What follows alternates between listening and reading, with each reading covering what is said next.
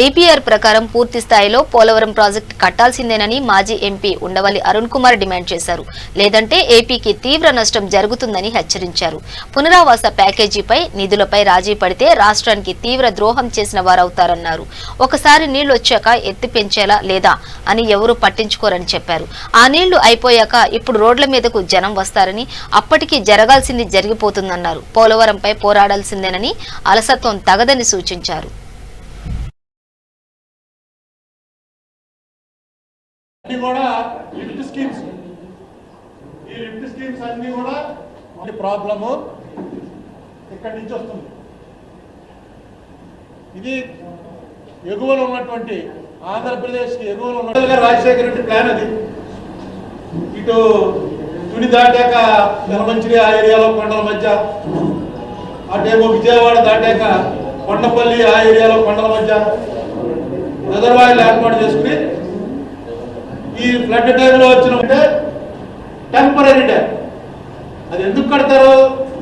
ఇక్కడ వర్క్ జరగాలంటే నీళ్లు ఉంటే జరగదు కాబట్టి ఇక్కడో కాపర్ డ్యాము, ఈ కింద కాపర్ డ్యాము కట్టి ఆ మధ్యలో ఉన్న నీళ్ళన్నీ తోడేసి అప్పుడు అక్కడ వర్క్ చేయడం మొదలెడతారు. ఇప్పుడు ఏం చేశారు? ఈ కాపర్ డ్యామ్ ని 41 అడుగులకి పెంచి, పోలవరం అనేది మీరు ప్రస్తుతం కడుతున్నటువంటిది అది ఒక ఆనకట్ట, ఆ కాపర్ డ్యామ్ ఎత్తి పెంచడం. ఇది పూర్వం చంద్రబాబు నాయుడు గారు ఏదైతే తలపెడితే మనం వ్యతిరేకించామో అదే మీరు కూడా చేస్తున్నారు. మీరు కేంద్ర ప్రభుత్వాన్ని పూర్తిగా కట్టే బాధ్యత వాళ్ళది. వాళ్ళ దగ్గర మీరు ఓన్లీ సూపర్విజన్, మీకేం సంబంధం లేదు. జగన్మోహన్ రెడ్డి గారు వచ్చి రివర్స్ టెండరింగ్ చేసి కేంద్ర ప్రభుత్వానికి కొన్ని 700 కోట్లు 600 కోట్లు మిగిల్చానని చెప్పారు. అదే మనకు మిగలదు, కేంద్ర ప్రభుత్వం వాళ్ళు ఇచ్చే దాంట్లో మిగులుతుంది. నేను జగన్మోహన్ రెడ్డి గారి ప్రభుత్వాన్ని రిక్వెస్ట్ చేసేది ఏంటంటే, దయచేసి ఈ పోలవరం బాధ్యత ఏదైతే కేంద్ర ప్రభుత్వందో ఆ మాట వెళ్ళి వాళ్ళకి చెప్పి వాళ్ళకి ఇచ్చేయండి. మీరు సూపర్విజన్ వర్క్ ఇలాగే చేయండి.